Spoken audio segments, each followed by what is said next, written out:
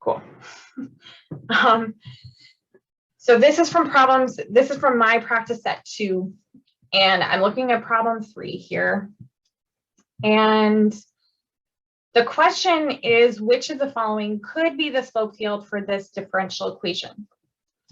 So when I look at one of these problems, I start by looking where things are 0. So I would take that differential equation and start by setting it equal to 0. And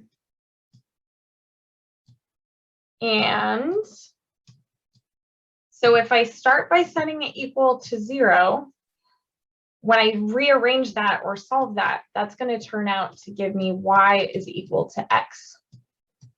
So it turns out that's actually enough to answer my particular question, because when I look at these 3 graphs, the first one, if I kind of highlight where the slopes are 0, that means I'm looking for the places where the slope lines on the graph are flat. So for that first graph, that looks more like y equals -x if I were to write the equation of the place where the slopes are flat. For the second graph, the places where the slopes are flat, it's a little bit hard to see, but it's actually right along the x-axis. So here, I'd be looking at y equals 0, making all the slopes flat. And on the last graph, this is the one where the flat slopes are happening along the line y equals x. So this is the one that matches. So there's also a question in there of like, how would, Althea, you got a question? Yeah, is it also okay to put in like test numbers? Because like for what I did, I put in For sure. oh, okay. Because for mine I put 0 and 1. So 0 for x and then 1 for y. And when I plugged it in, I got like a -1. So like at 0, 1, there's a negative slope. Would that make sense? Oh, okay. It does make sense. And the one thing to be careful of when you're plugging in points is, so you chose a good point in that if we go to 0, 1, 2 of these graphs had a positive slope and one of the graphs had a negative slope. So if you're going to choose a particular point to plug in, you want to choose a point where it's different on different graphs, or it wouldn't have told you any information, right? If you had chosen instead the point 0, if you had instead chosen the point 1, 0, then we would be looking at a positive slope here, a slope of 0 here, and a positive slope here, right? And so if you're choosing test points, you might have to look at more than one in order to like by process of elimination, figure out which one doesn't work. Yeah. Okay. So I'm going to erase all of my scribbles, and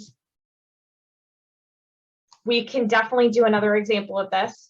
But for this one, this is not the question that I wrote, but let's say that I wrote the question and we already knew that we were talking about this slope field, this one all the way here on the right.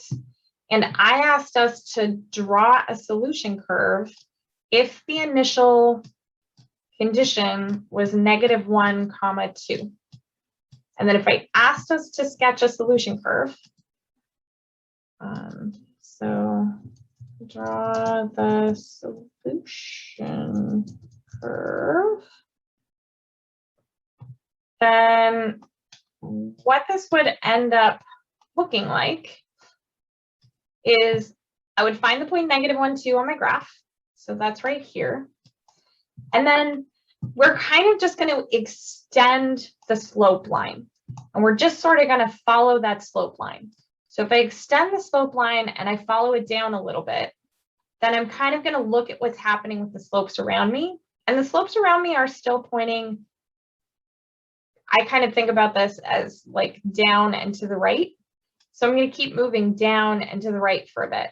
And then I look and I'm like, oh yeah, they're still going down and to the right. So I keep going down and to the right. And now they're leveling off just a little bit. So I've got kind of a less steep slope, but I keep going down and to the right.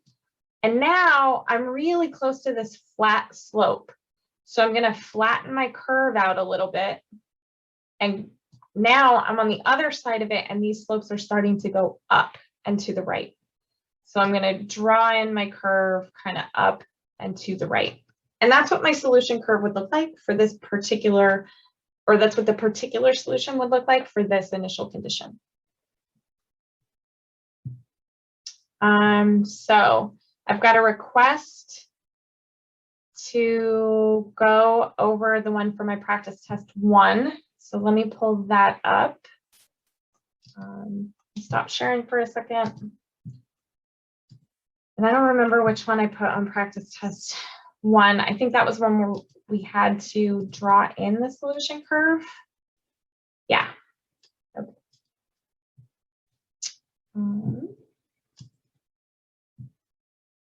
So let me start sharing my screen again, and we'll take a look at that one. The same kind of deal as what I just went over. So this time I did ask you to draw the solution curve, and we need to start at x equals 1, y equals 2. So x equals 1, y equals 2. And again, the closest slope that's to that point, I'm just going to kind of extend that slope line a little bit.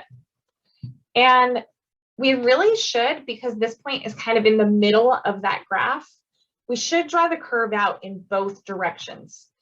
So I'm going to do the to the right first. And so as I'm moving to the right, these slopes are all kind of going up and to the right. So I'll just draw that in. As we move to the left, these slopes are going down and to the left. And they're kind of flattening out here. So I want to make sure I make my flat slope there. And then once I'm over into the second quadrant, as I move from right to left, those slopes are going left and up. So I'm going to just make my slope kind of start going left and up. And it doesn't have to be perfect. Just sort of good enough will do. And so another example where we have to match slope fields, I am going to, so there was one on the web work homework, but there's also kind of a nice one from the textbook. So I'm going to show, I'm going to put up the one from the textbook. And you'd think at this point I'd have the page memorized because I've pulled it up so often, but I do not. So give me just a second to find it.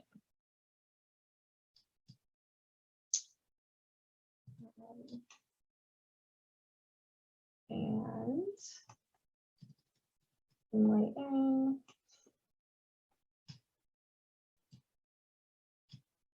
Oh no, I had it. Sorry, I need to take my screenshot. And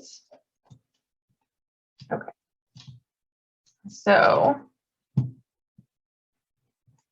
I am looking on page 447, and it's one where we're matching the graph to, we're matching equations to graphs. And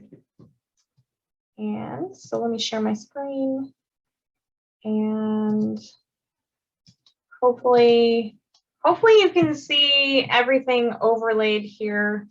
Let me know if I'm wrong about that, but I think you should be able to see both. And let me change colors here. So over here, I've got the graphs, and then down here are the equations that we're supposed to try to match.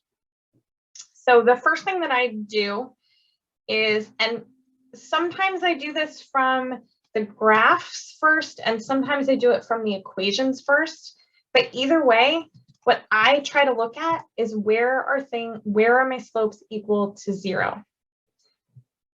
So if I look at my graphs, I'm just going to circle the places where the slopes are flat. So for the first graph, I've got flat slopes along y equals 0. And I also, oh, sorry, I said 0. That's obviously not a 0. That's y equals 2 based on what it says on the graph. So that's y equals 2. And then if I look here along the y-axis, I also have flat slopes. And the equation of the y-axis always feels uncomfortable, but the equation of the y-axis is x equals 0. Now, if I'm looking for if I move on to another graph, so let's look at graph 2, and I'm looking for where the slopes are flat, it looks like the slopes are definitely flat along the y-axis on this one too. So that's another x equals 0 equation where it's flat. And I can't quite tell, but they look pretty flat along, like maybe that's -3-ish. They don't look quite flat, right? There's a little bit, but kind of close to 3 and close to -3. So y is like about 3 and y is about -3. If I move on to graph 3, get another color here. If I move on to graph 3, this definitely has flat lines along y equals 2, but I don't see anywhere else on the picture where the slopes look like they're flat. And my last one here, I don't really see flat slopes anywhere on this entire picture. I got nothing. So let's just, it is interesting to me that we do have this place. The slopes are not flat, but the slopes are all the same. So it looks like along here, I might estimate that that was a slope of about -1. And that is everywhere on the line y equals -x. So it didn't give me a slope of 0, but it does look like it's giving me a slope of about -1. So now I'm going to turn to our equations. And so if I look at our equations and I'm thinking about setting them equal to 0, then equation 3, if I set that equal to 0, that's going to give me y equals 2. So I already know that I'm going to match 3 to 3. That's the only one where my zeros are happening at y equals 2. If I look at equation 4, and I set this equal to 0, then I get 2 zeros when x equals 0 or when y equals 2. So that matches our first graph here. So 4 would go with 1. If I look at equation 5 and I set that equal to 0, well, this one's a little bit complicated. But if I rearrange this to solve and make it say y equals, this would say y equals -x plus 1.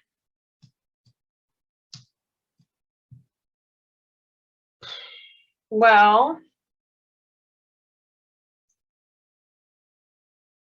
that doesn't perfectly match anything that we found just from looking at the picture, except that it kind of does, because this down here for graph 4, now that I take another look at it, I think there were flat lines hiding in here. I think there were flat lines hiding here with approximately on a line with a y-intercept of 1 and a slope of -1. So this does match equation 5. And I think I told this to a couple people. If you've got equations with trig in them, I just leave those till the end. Process of elimination. This one's got to be 6 because it's all that's left. So it is true that if we look at it, I know that sine of 0 is 0. So if we plugged in 0 for x, we would get that this says that our slopes are 0. So that does match. Okay, I know that's a lot. Also remember that if you have one of those problems, it's like one problem. It's not the whole test. There are definitely other things on the test.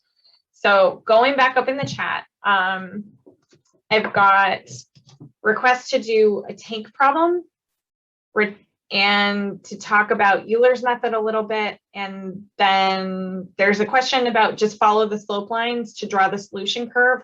Yes, just follow the slope lines to draw the solution curve. So I'm going back to similar to worksheet 7, some kind of tank problem. And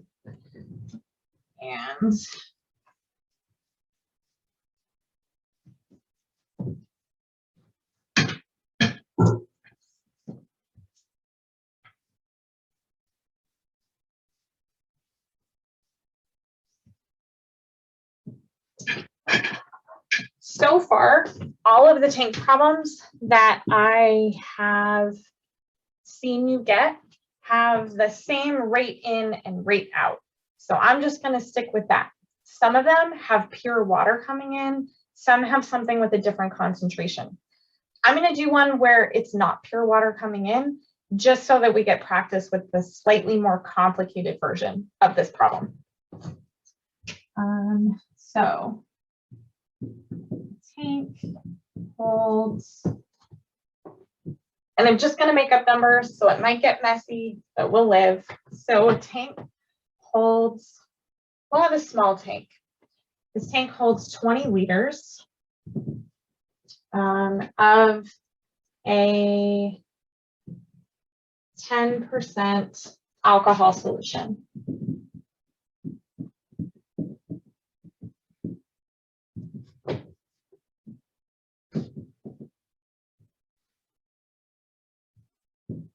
A 2% solution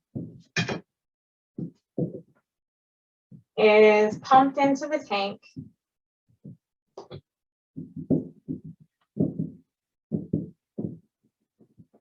at 1 liter per minute. That's really slow, but don't worry about that. I don't know what we're making. So it's going to be pumped into the tank at 1 liter per minute. And the well-stirred mixture leaves at the same rate.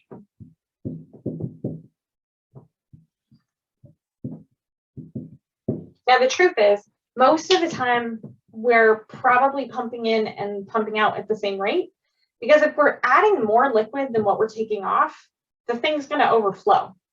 And if we're taking out more liquid than what we're adding, then we're going to eventually drain the tank.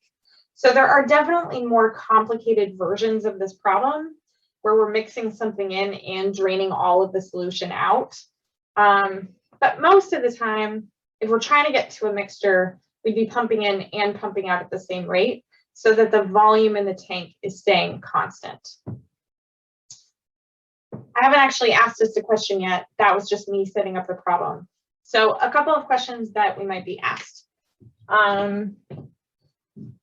So I might be asked to set up a differential equation to model, oops, the rate of change in alcohol in the tank at any time. I might also not explicitly ask you that question and instead just say, find the amount of alcohol in the tank at any time.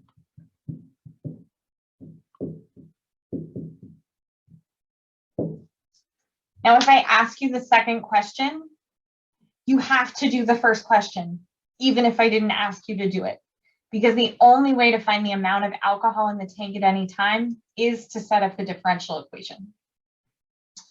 So let's go ahead and set up that differential equation here. I like to work with units, but when we have percentage problems, the units get weird to me. So I'm going to call A the amount of alcohol in the tank at any time. And by doing that, that means my differential equation should look like dA dt. And when we're thinking about the amount of alcohol in the tank at any given time, we're looking, or rather this is the change in the amount of alcohol. The net change is going to be whatever alcohol is coming in minus whatever alcohol is leaving. So we're first going to look at what's coming in. And what's coming in is a 2% solution at 1 liter per minute. Now I said that I like the units. Well, if we want to dive into the units, then a 2% solution would mean that there are essentially 2 liters of alcohol per 100 liters of the mixture. And that's coming in at a rate of 1 liter of the mixture per minute. You don't actually have to write all those units out. And I've got the out over here. I'm not going to have space for it. We don't actually have to write the units out. This could just look like 0.02 for the 2% times the 1 liter per minute. Now what's leaving, it's leaving at the same rate. So it's still going to be leaving at that 1 liter per minute. And what goes here really is the concentration of alcohol, right? That 2% is telling me the concentration of alcohol in there. And this is the same trick for every tank problem. For what's coming out, I need the concentration of what it's coming out of, what's coming out of the tank. So my concentration looks like A liters of alcohol per 20 liters in the tank.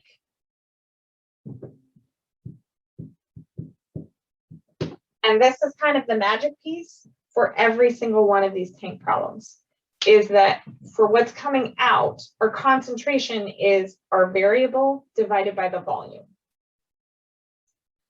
Now, if we're going to solve this, we have options. One option is to somehow get a common denominator for this, meaning I could write that 0.02 as 2 over 100, and I could write that A over 20 as 5A over 100. We don't have to do it this way, but I think that it makes the separation of variables part easier if we have something that we can factor out. I'm going to pause for a second here. I haven't seen any questions come up in the chat, but before we start solving this, I just want to give people a second.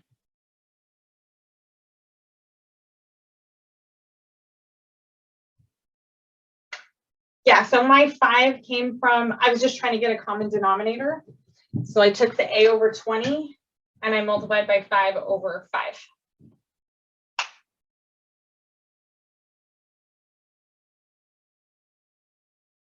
Cool. I'm not seeing more questions. Let's dive into the solving it part.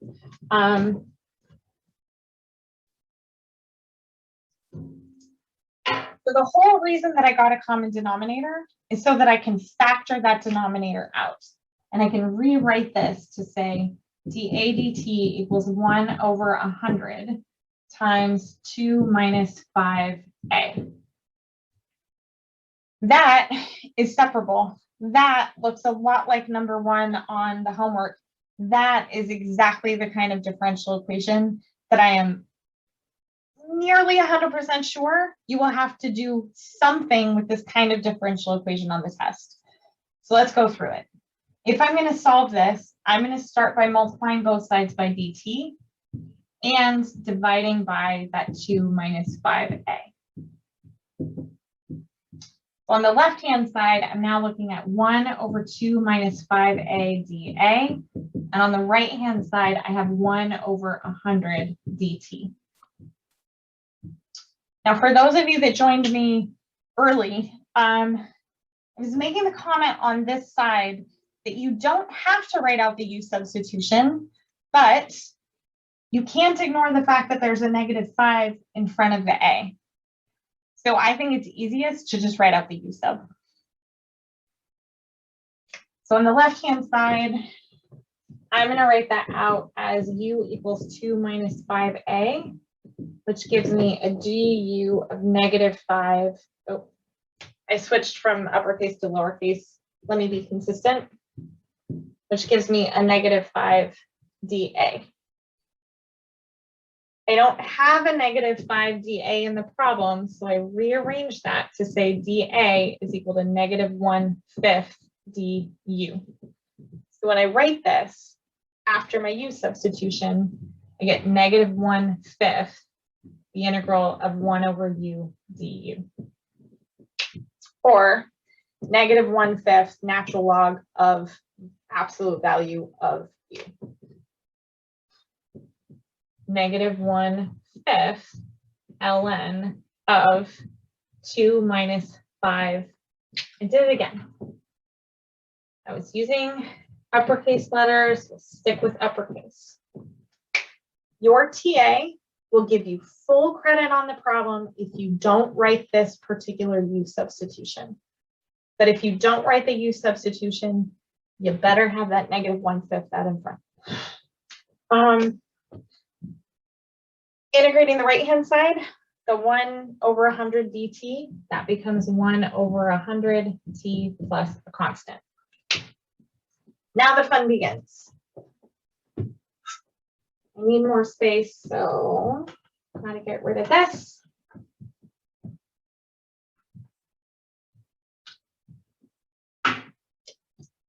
I'm just going to rewrite the whole thing. 5a, 1 over 100 t plus c.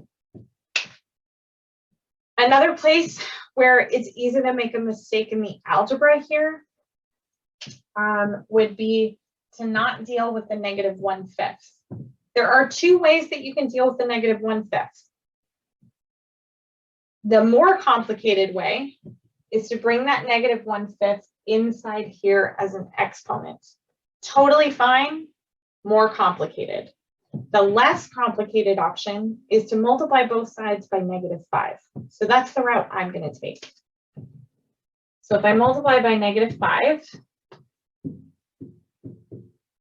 then on the left-hand side, those are gone.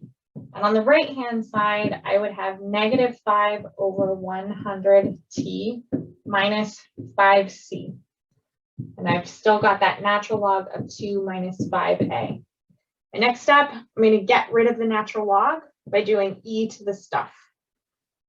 So I'd have absolute value of 2 minus 5a is equal to, and I'm kind of going to do two steps at once here. So when I do e to the stuff on this side, I'm going to write that as e to the, I'm going to simplify the 5 over 100 and make that t divided by 20, because 100 divided by 5 is 20. I'm also going to write this as e to the -5c. And this is the place where I had absolute values on the left-hand side, and I can get rid of them by relabeling this some new constant and knowing that that constant could take on either a positive or negative value. Now I've got 2 minus 5a is equal to b times e to the -t over 20. We can either solve for the constant now or keep going to rearrange for a first. I don't really think it matters. So I'm going to go ahead and rearrange for the a first. And I can subtract 2 from both sides and then divide by -5. So I would have the amount of stuff in the tank is equal to b e to the -t over 20 minus 2, and then whole thing divided by -5. Now to solve for that constant, to solve for that constant, we can either rewrite this again to re-swallow up that constant into yet another constant, or we can just leave it alone. It really doesn't matter. It's just whatever your personal preference is. I'm going to go ahead and leave it alone like this, because if it were me and it were a test and I was running out of time, we got far enough, move on with our lives. But now is the place where we need the initial condition. So the initially, so I'm thinking about t equals 0. The tank holds 20 liters of a 10% alcohol solution. So that means that the amount of alcohol in the tank is 10% of those 20 liters, or 2 liters. I know that A should be 2 when t equals 0. I gotta erase my use up. I need more space.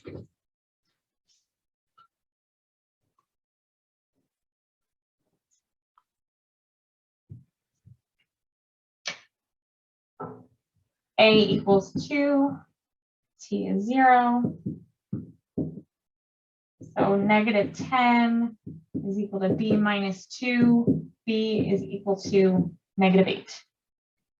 Which means that the amount of alcohol in the tank at time t would be equal to -8 e to the -t over 20 minus 2, all divided by -5.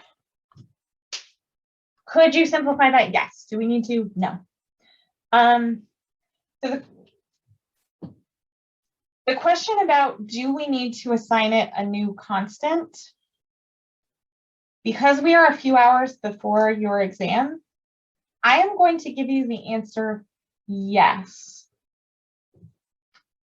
If you do not assign this as a new constant,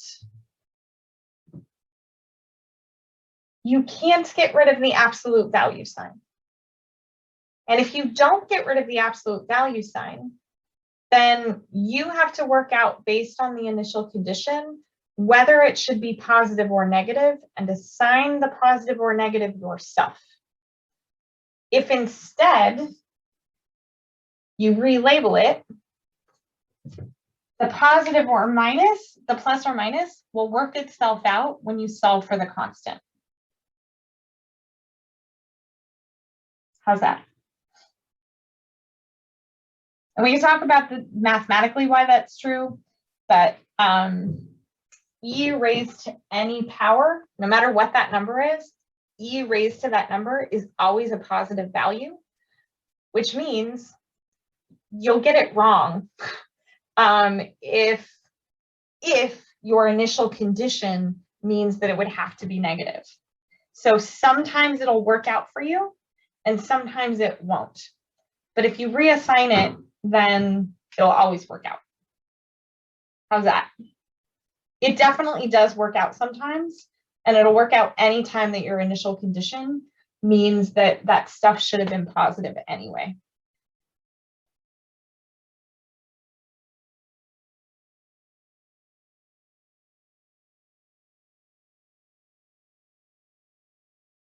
Good times. And when Professor Chivari went over these in class, from the absolute value, he actually then wrote out like the positive and the negative, and then said, but you don't have to do that if you change the constant. So that's my advice. Change the constant, at least that one. Other questions, problems, examples? Anybody wants to see? Euler's. Okay, let's go do a Euler's method kind of thing. I'm going to erase this. There have been, I would say, like the most questions about Euler's have come down to how do you know when to stop? And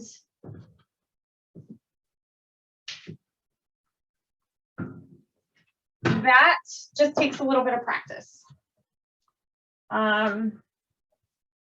So I'm going to write one where our equation is pretty straightforward, just so we don't get too bogged down in the numbers. So let's say that y prime is equal to 2 minus x plus y. And initially, y of 1 is equal to, or how about y of 2 is equal to 1? We'll do that. Let me make y of 2 is equal to 1. And I want to estimate y of 3 and use a step size of not 0.05. Oh my word, that would take 20 steps. Heck no. I meant 0.5. So I'm going to estimate y of 3 with h of 0.5. So already I know I have to do 2 rows of my table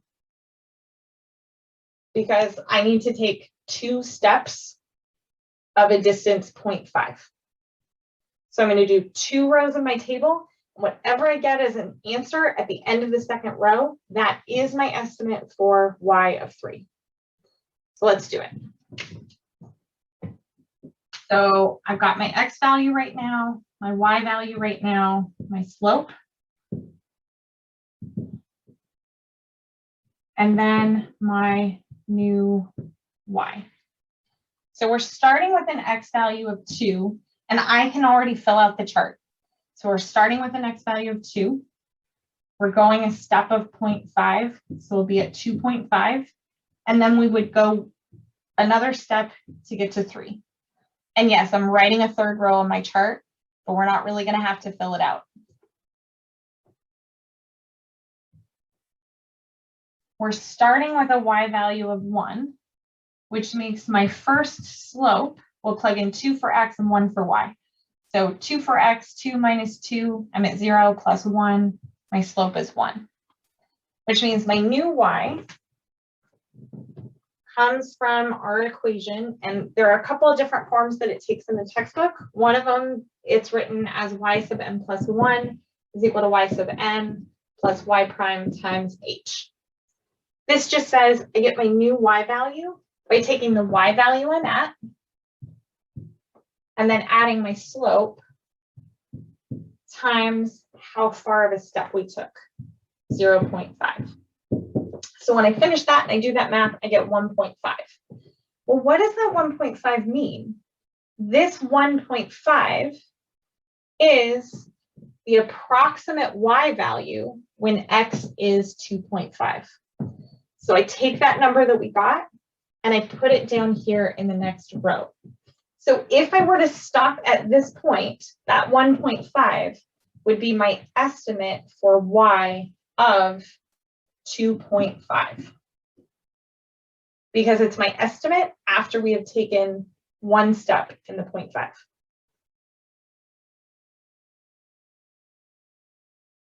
Okay. Now from my next line. My x value is 2.5, my y value is 1.5. So when I go to get my y prime, 2 minus 2.5, so it's negative 0.5, plus 1.5, I get a slope of 1 again. I'm not sure whether that was the piece that someone wanted me to explain again, so let me actually write out the math I'm doing in case that helps.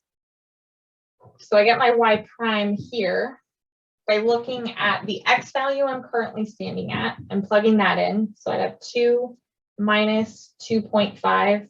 Then I'm going to add to that the y value I'm currently standing at of 1.5. 2 minus 2.5, negative 0.5, plus 1.5. So I get 1 for a slope again. So to get my new y value, I'm standing at a y value of 1.5. And I'm going to add to that my slope times the time step. So now I'm at 1.5 plus another 0.5, and I get 2. And that value is approximately y of 3. Because if I were going to continue with the chart, I would take that y value and stick it in right down here.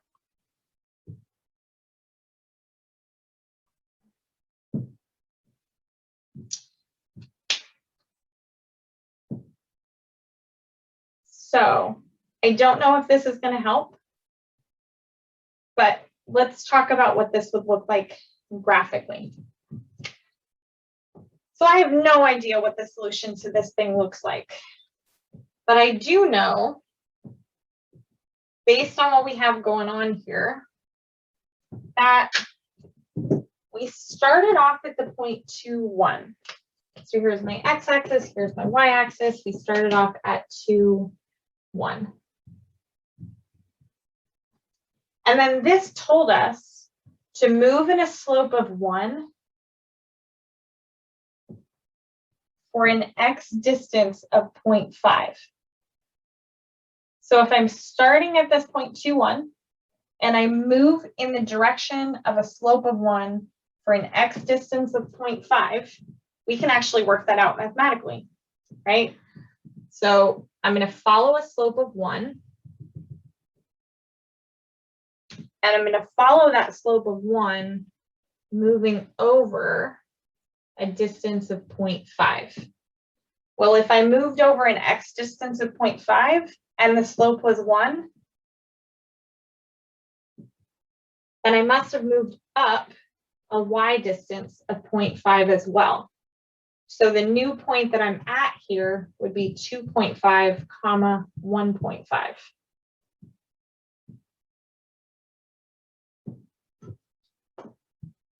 Which means my estimate of y of 2.5 is 1.5, which is what this notation would say.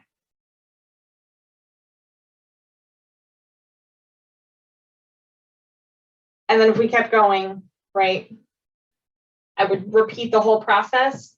I'd figure out my slope. I'd draw in my tangent line. I'd move over an x distance of 0.5, figure out how much I went in the y direction. So ultimately, the answer is, I would write the answer as the approximate value of y of 3 is 2.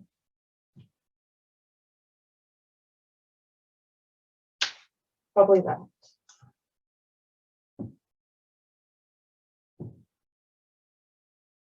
Correct. The x and y value you start with on the table should always be whatever initial condition you were given. Which is why in this case, I knew that I had to get from an x of 2 to an x of 3. And if I'm doing that in increments of 0.5, that means I would take 2 steps.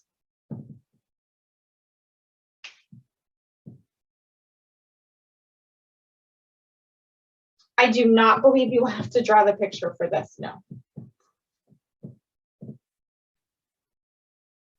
I just know some people are visual and sometimes it helps to see a picture of what's going on, but no, I do not believe you have to draw the picture for this.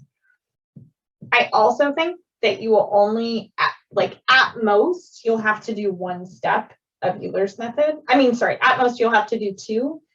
I think it's possible you would only have to do 1.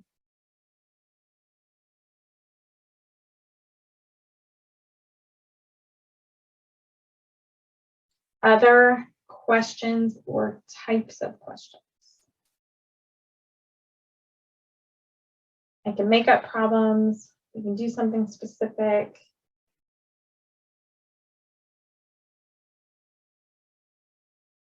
So I do not believe that you will have to draw a graph for the Euler's method problem. And part of that is just that he's already said that you want us to draw a slope field. And I know that this isn't exactly the same, but when we draw it in for Euler's method, we are like drawing little slopes at points. So it just feels like that isn't something he's going to ask you to do. So in terms of word problems, I think that worksheet 7 probably encompasses most of the word problems that we might see. And worksheet 7 has a tank problem. And while it has the specific example of Newton's law of cooling, I think we could call that more generally a differential equation where some term is proportional to the rate of change. And I think those are really the two types of sort of word problems that we might be asked to do. So we can totally do a Newton's law of cooling problem. Oh, there's a question like graphing wise, will you have to graph a phase plot? I'm going to go with yes. So if I were making my guess of what's on this test, right, equilibrium and stability, it's actually really foundational to what we do in 17C. So it's important enough that I think it's going to make the cut for this test. I think you will have to do find the equilibria and do the stability. Now, is he going to give you the graph or are you going to have to draw the graph? That's the part I don't know. But yes, I think you will for sure have an equilibrium and stability problem, either where he draws the graph for you or where you've got to draw the graph. So where I'm going to go next is a Newton's law of cooling problem, just because. And I will say that the one on worksheet 7, it's particularly messy. I think it's messier than what you should expect on the test. Because it was a worksheet. The idea is you had a whole week to work on it, you have a group to work with, but the rate of change in temperature of my coffee is proportional to the difference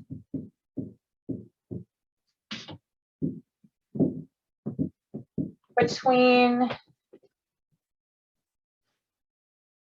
the temperature of the coffee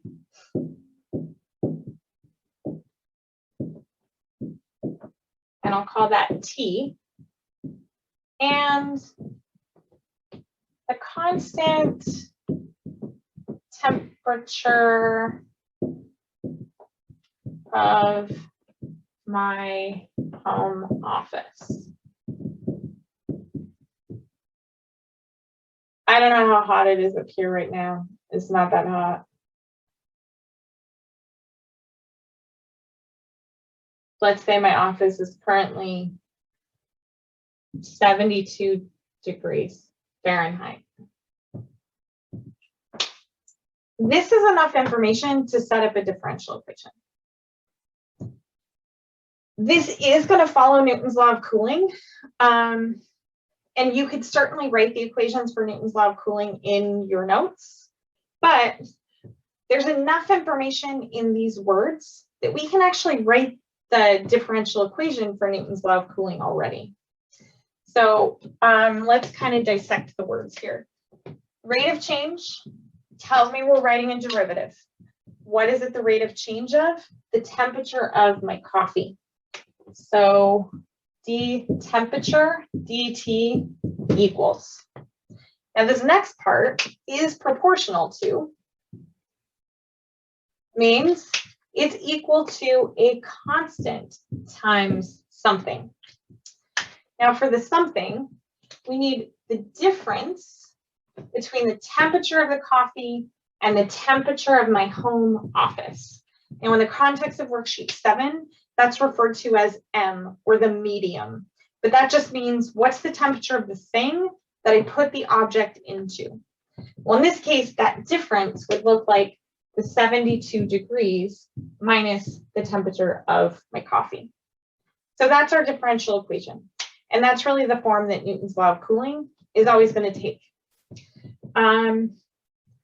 Now, if I wanted us to go a little bit further, I should probably tell you, yeah, so 72 degrees is the temperature of the surroundings, but in the language of worksheet 7, that's referred to as the medium, or M. I've actually never seen it referred to as the medium before, but I'm guessing maybe that's how we refer to it in more of a biological context. So there are a bunch of questions flying around. Could we call this T minus 72? For sure we can call this T minus 72, because I don't know whether that constant is positive or negative.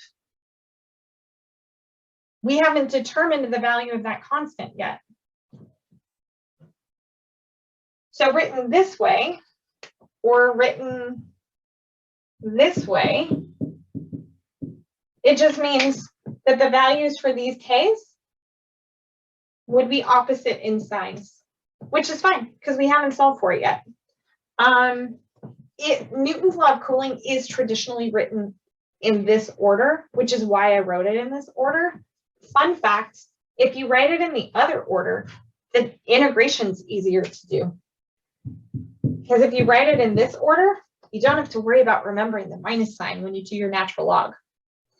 So is proportional to always means equals a constant times. It's possible that that constant will turn out to be 1, but we need to put it in there because it usually isn't 1. When it says is proportional to, we insert a constant. If it just said, if the rate of change in temperature of my coffee is equal to, then we don't have a constant. Does that help?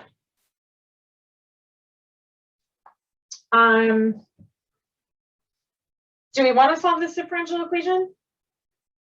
Is that a good use of our time? I don't know. This is very much like question 1 in the web work homework. In fact, it's very much like what happens when we solve those tank problems. I cannot stress enough. This is going to be on there, whether it's in this context or it's in a tank problem context, or if it's just straight up solve this differential equation, you're going to have something that looks like the derivative is equal to a constant times a linear term. Okay, so I'm going to move on because there were questions about equilibria, and we've done a bunch of problems. We've solved a bunch of integrals that kind of look like this already. So we'll do equilibria, and that is going to allow me to get back to the problem saying for a long time. Anytime, no matter what the problem is, if it's this problem, right, if it's how hot will my coffee be if it sits in this room for a very long time, that means take the limit as t approaches infinity. In the context of an equilibrium problem, it still means take the limit as t approaches infinity, but we don't have an equation to plug into and do the limit. So when we're talking about equilibrium and stability, we kind of have to use the graph to think about that for a long time question. So let's talk about that for a long time question in the context of a phase plane. I'm just going to give us a graph and no equation.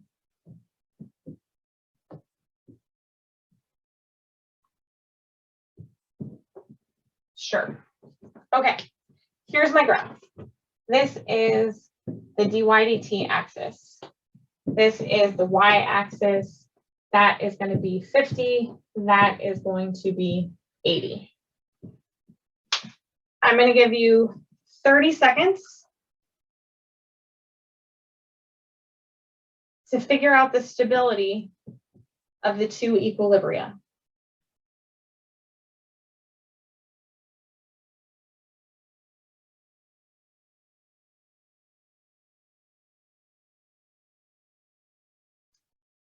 And I intentionally made one weird.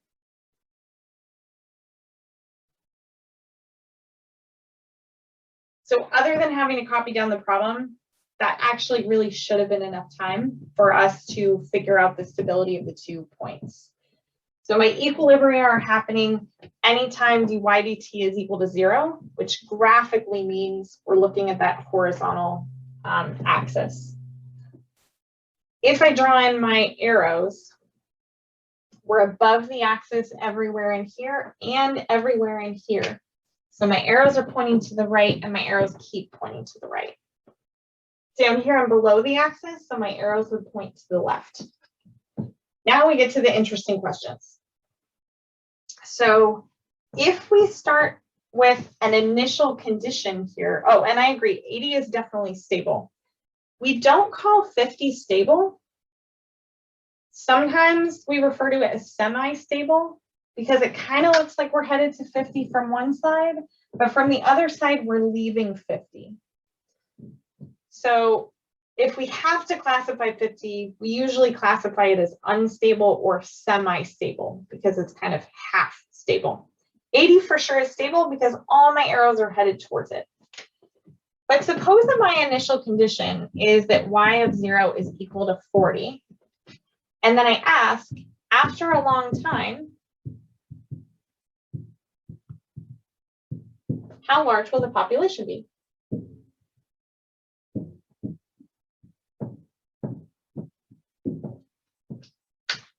So this is where we don't have an equation, right?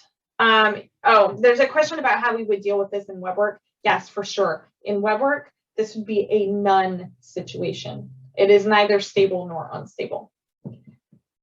So to answer this question of what's happening after a long time, well, if we start at 40, that's somewhere in here. So if we kind of follow what happens, when we start at 40, we get pushed up here to 50, and we can't go past 50. Why can't we go past 50? Because if y of 0 is 50, then we stay there forever. This point right here tells me that dy dt is 0, or another way to say that, y never changes. So if I start down here at 40 and we increase until we get to 50, we're stuck there. We're stuck there for the rest of time because our y value won't change. So the answer to after a long time, what will y be? Y would be 50. Now, if I ask that same question for the initial condition of 50, it is also 50 because I am stuck there. But if my initial condition was 70, actually, no, let me make it even more striking. If my initial condition is 51, so if I just get slightly past 50, then I know I'm going to increase up to 80. So after a long time, this would go to 80. By the way, if we started above 80, let me just draw a little arrow there. So if I started above 80, like if initially this were 100, oh, I meant if y of 0 were 100, then after a long time, we would shrink back down to 80. I hope that helped a little bit with the after a long time.